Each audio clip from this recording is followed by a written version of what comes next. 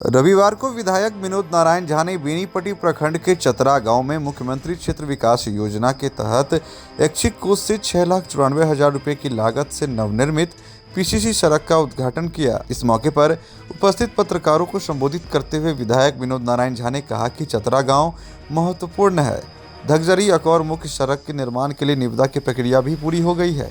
इस सड़क का निर्माण कार्य जल्द ही प्रारंभ हो जाएगा। इसी सड़क में डुमरा गांव के निकट बचराजा नदी पर 4.5 करोड़ रुपए की लागत से उच्च स्तरीय पुल का भी निर्माण कार्य शुरू हो चुका है। विधायक ने कहा कि बिहार में एनडीए की सरकार में अगले 5 वर्षों में 1 करोड़ लोगों को नौकरी मिलेगी।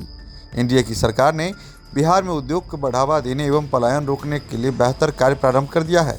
बिहार के प्रत्येक जिले में इंजीनियरिंग एवं मेडिकल कॉलेज खोले जा रहे हैं। भारत सरकार ने उदारता दिखाते हुए मधुबनी जिले में 2 केंद्रीय विद्यालय खोलने की घोषणा की है। इसके लिए पीएम नरेंद्र मोदी बधाई के पात्र हैं। मधुबनी एवं झंझारपुर में केंद्रीय विद्यालय खोलने की स्वीकृति भारत सरकार से मिल गई है।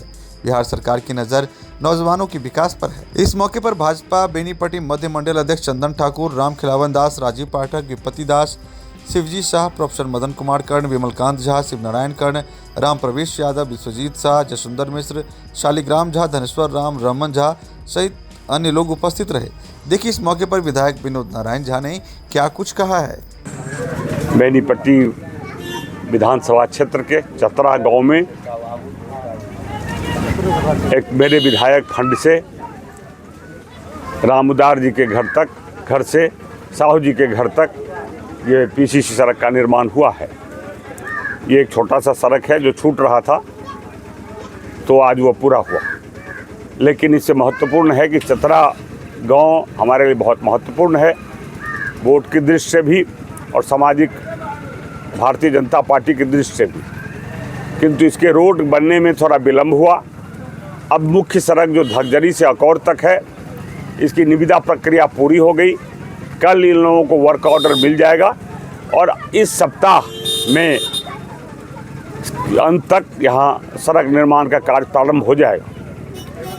इसके अतिरिक्त इसी सड़क पर चतरा और डुमरा के बीच 4.5 करोड़ की लागत से पुराना जो स्क्रू पाइप पुल था उसको बदलकर आरसीसी ब्रिज की स्वीकृति हो गई है। काम भी प्रारंभ हो गया है। अगले 2-3 महीने में ये आरसीसी ब्रिज बन जाना चाहिए, ये सरकार की उम्मीद है। बिहार सरकार अब प्रयासरत है कि आने वाले दिनों में पलायन की समस्या का कैसे समाधान हो, बिहार के लोग बिहार में ही कैसे रहें, इसके लिए प्रयासरत है। अभी नई औद्योगिक नीति लागू हुई है।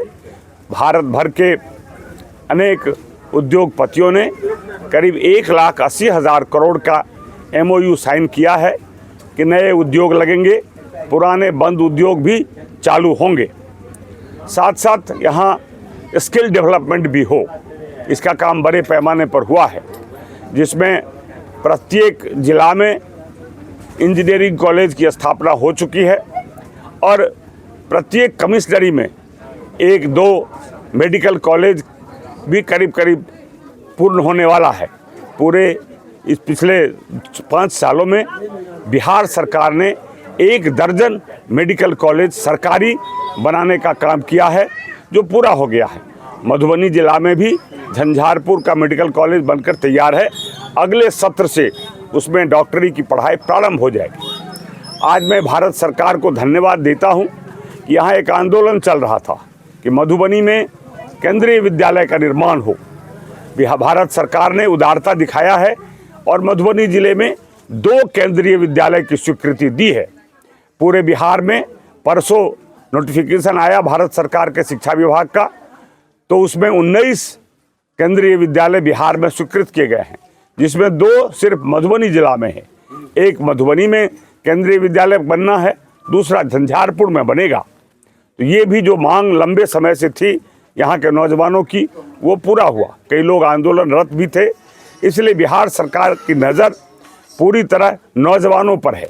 उसने निश्चय किया है कि अगले 5 वर्षों में 1 करोड़ लोगों को नौकरी दी जाएगी और ये मुख्य नौकरी के अतिरिक्त जो उद्योग धंधे लगेंगे, इससे पलायन भी रुकेंगे और पलायन की समस्या का सदा से निदान हो जाएगा। मुख्य रूप से लालू यादव जी के 15 साल के शासन में बिहार में यहाँ पलायन बढ़ा, सारे उद्योग धंधे बंद हो गए। कुछ शुरू हुए, पूरी तरह शुरू नहीं हो सके थे, लेकिन अभी नई औद्योगिक नीति के बाद वो भी शुरू होंगे। तो बिहार विकास की ओर अग्रसर है और आने वाले दिनों में विकसित बिहार की परिकल्पना पूरी होगी, ये बिहार सरकार का विश्वास है।